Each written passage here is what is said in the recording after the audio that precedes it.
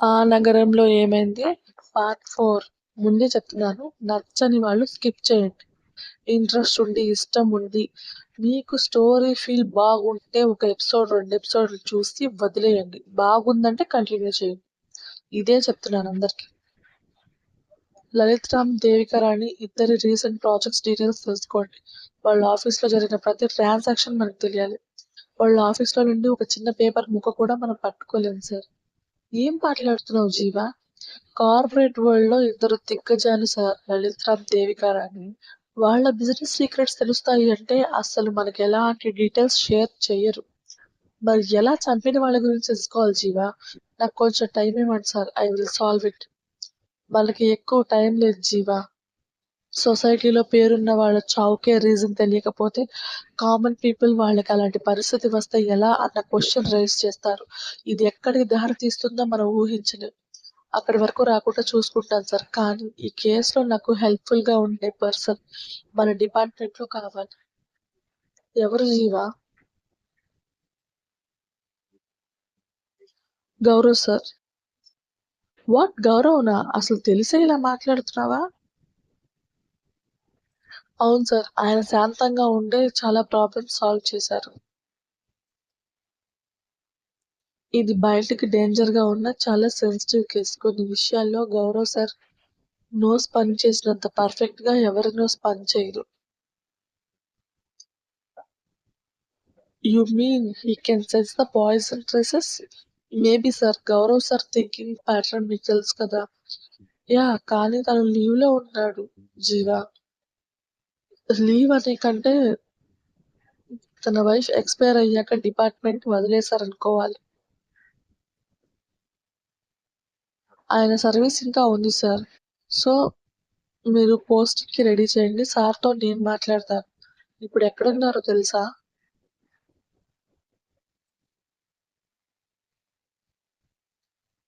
తెలుసుకుంటాను. Bye sir.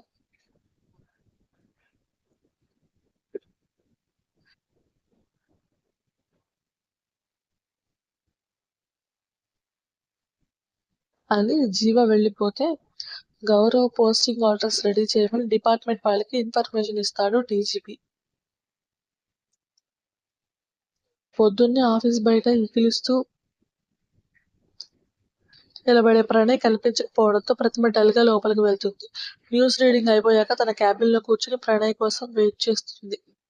Lunch time అయినా అతను రాకపోవడంతో ఎక్కడికి వెళ్ళాడు అని ఆలోచిస్తున్న ఆమె ఒకసారి కాల్ చేద్దాం అని ప్రణయ్‌కి కాల్ చేస్తుంది. స్విచ్ ఆఫ్ అని రావడంతో కాస్త టెన్షన్‌గానే జగన్నాథ్ దగ్గరికి వెళ్తుంది. జగన్నాథ్ సార్.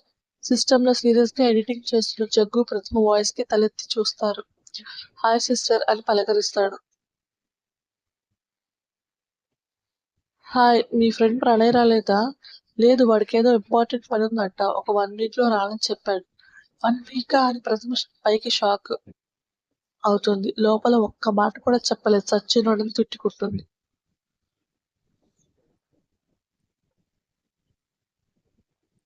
ఏంటి సిస్టర్ నీకు చెప్పలేదా?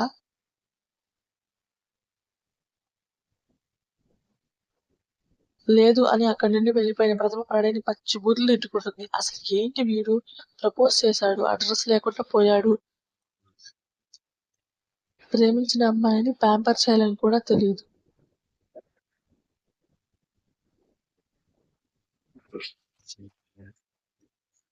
ఇడియట్ అని నోట్లో తిట్టుకుంటుంది.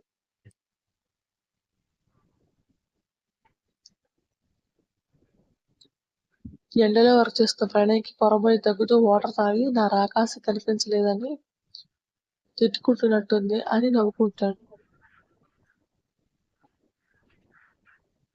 ప్రణయ్ లేని డే చాలా బోరింగ్‌గా ఎండ్ చేసిన ప్రతిమ ఇంటికెళ్ళి తన మినీ గార్డెన్‌లో కూర్చొని అతని గురించే ఆలోచిస్తూ ఉంటుంది.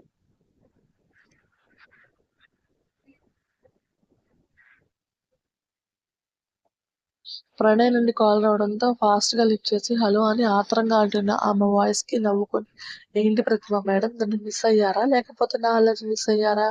అతని గొంతులో అల్లరికి నిన్నెందుకు మిస్ అవుతాను నేను అని బెట్టుగా అంటుంది. అచ్చా! మరి ఫేస్ ఏంటి ఏదో ఆస్తి నష్టం వచ్చినట్టు అలా పెట్టారు? చుట్టూ చూసిన ప్రతిమ ఎక్కడి నుండి మాట్లాడుతున్నావు నువ్వు? నేను మీకు దగ్గరగా లేను కానీ నీ మనసుని హత్తుకునే ఉన్నాను. I can sense it. Your inner feeling. Donkey egg ఏం కాదు. డాంకీ ఎగ్ పెట్టదు. బేబీని డెలివరీ చేస్తుంది. ఛా! మాకు తెలీదు మరి. తెలీదనే కదండీ చెప్తుంది. ఏంటి తమాషాలా? కాదు తమలపాకులు తిన్నాక తాంబూలం వేసుకుంటే బావుంటుంది. కదా! నోరు ఎర్రగా పడుతుంది. హుష్! ఇప్పుడు ఈ తలా తోకా లేని మాటలు మాట్లాడి నా బుర్ర ఎందుకు తింటున్నావు? అసలెందుకు కాల్ చేశావో చెప్పు? ఏంటండి మరీ అంత తీసి పారేస్తారు నా మాటల్ని? అవి లేకే కదా!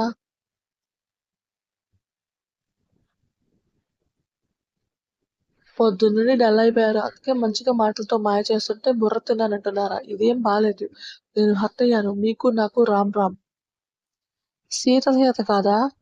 కాదు. సంతోషం. ప్రతిమ గారు ప్రణయ్ వాయిస్‌లో తేడాకి 'హా' అని మాత్రమే అంటుంది. I miss you. మీరు నన్ను మిస్ అవ్వలేదా?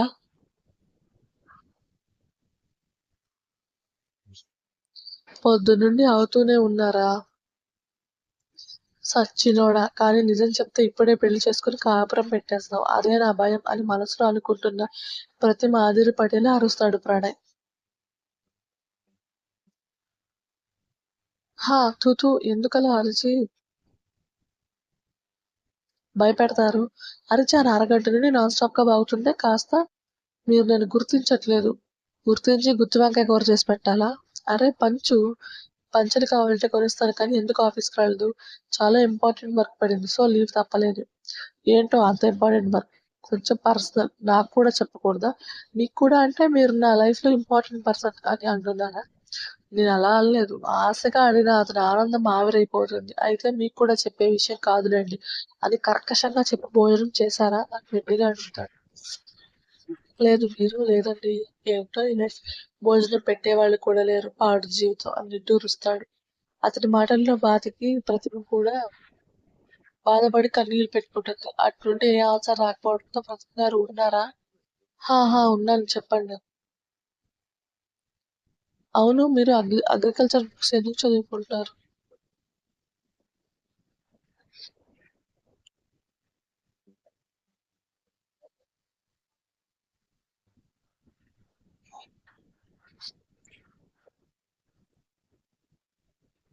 నాకు ఫార్మింగ్ అంటే ఇష్టం. మొక్కల్ని పెంచడం అనేది ఒక థెరపీలా అనిపిస్తుంది. మన ఒంటరి జీవితంలో నాకు తోడుండేవి, మన కడుపు నింపేవి, నీడనిచ్చేవి ఈ మొక్కలే. అందుకే నాకు మొక్కల్ని పెంచడం చాలా ఇష్టం.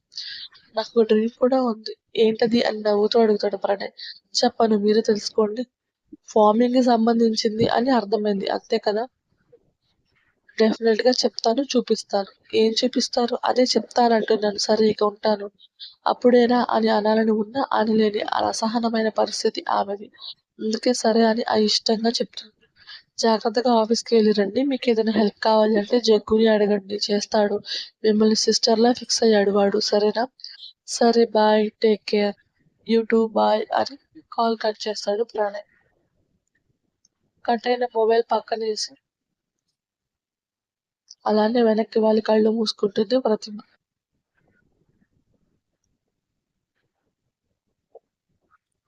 అదే టైంలో అదే సిటీలో ఒక గేటెడ్ కమ్యూనిటీలోని కొంచెం రిచ్‌గా ఉండే హౌసెస్ మధ్యలో ఉన్న అందమైన ఇల్లు. ఆ అందం బయట మాత్రమే లోపల మాత్రం ఒక వ్యక్తి మందుమత్తులో తన కింద ఉన్న ఆమెను నలిపేస్తున్నాడు. ఆమెకు అరవాలని ఉన్నా అరవలేని పరిస్థితి. అతను మాత్రం తన కోరిక తీర్చుకుంటూ ఆమెను నొప్పిని లెక్క చేయడు. చివరిగా ఆమె గుండెల మీద వాలిపోయి వేగంగా ఊపిరి తీసుకుంటున్నాడు. గాయత్రి హా! అని మాత్రమే అంటుందామె. ఇంత మొండిగా ఉంటే చస్తాను. నా చావు నీకు ఆనందాన్ని ఇస్తుందంటే అలాగే కానివ్వు బావ అని కన్నీళ్లు వదిలేస్తుంది. మీ అక్క ముగ్గురితో పడుకుంటాను సిగ్గులేదు అని అర్జున్ నువ్వెలా మాట్లాడినా నిన్ను వదిలేస్తాననుకోకు బావ. నా చావుతోనే మనం వేరయ్యేది. అయితే చావే అని ఆమె మీదకి చేరిపోయిన అతను తన కోరికతో ఆమెకి మళ్ళీ నరకాన్ని చూపిస్తాడు. 2 అవర్స్‌కి ఆమెను వదిలి కింద పడిన పంచె నడుం చుట్టూ చుట్టుకొని లేచి మందులోకి మంచిగా చికిత్స వాష్రూమ్ లోకి వెళ్ళిపోతాడు. అతను ఇస్తున్న నొప్పి కన్నా అతను పడుతున్న బాధే ఆమెను ఇంకా వేదనకు గురి చేస్తుంది. తన అక్క చేసిన పనికి ఎక్కడ ప్రాణాలు వదిలేస్తాడో అన్న భయం కూడా ఉండడంతో ఒక్క నిమిషం కూడా అతన్ని వదలాలి అన్న ఆమెకి సప్త సముద్రాలు దాటినట్టు అనిపిస్తుంది. అందుకే అతన్ని అడ్డు పెట్టుకొని ఉండడమే కాదు, శారీరకంగా కూడా తనే అతని బాధను దూరం చేయాలని ప్రయత్నిస్తూ విఫలం అవుతూనే ఉంది. స్టోరీ నచ్చితే లైక్ చేసి, షేర్ చేసి, కామెంట్ చేయండి. ప్లీజ్ సబ్స్క్రైబ్ చేసుకోండి. ఈ స్టోరీ గురించి కూడా చెప్తున్నాను. నచ్చిన వాళ్ళు వినండి, నచ్చని వాళ్ళు దయచేసి వదిలేయండి. నా స్టోరీ చెత్తగా ఉన్నా, దరిద్రంగా ఉన్నా, దుర్మార్గంగా ఉన్నా మీకొచ్చే నష్టం ఏం లేదు కదా. మీరు ఇష్టమైతే కంటిన్యూ చేయండి, లేకపోతే ఒక సబ్స్క్రైబర్ తగ్గారనుకుంటున్నాను అంతే. కానీ ఇంత ఘోరంగా కామెంట్లు పెట్టకండి.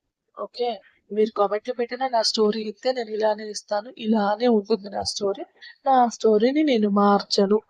ఇప్పుడు నా స్టోరీని నేను మార్చాననుకోండి, మీరు ఒక కామెంట్‌కి నేను రియాక్ట్ అయినట్టుంటది.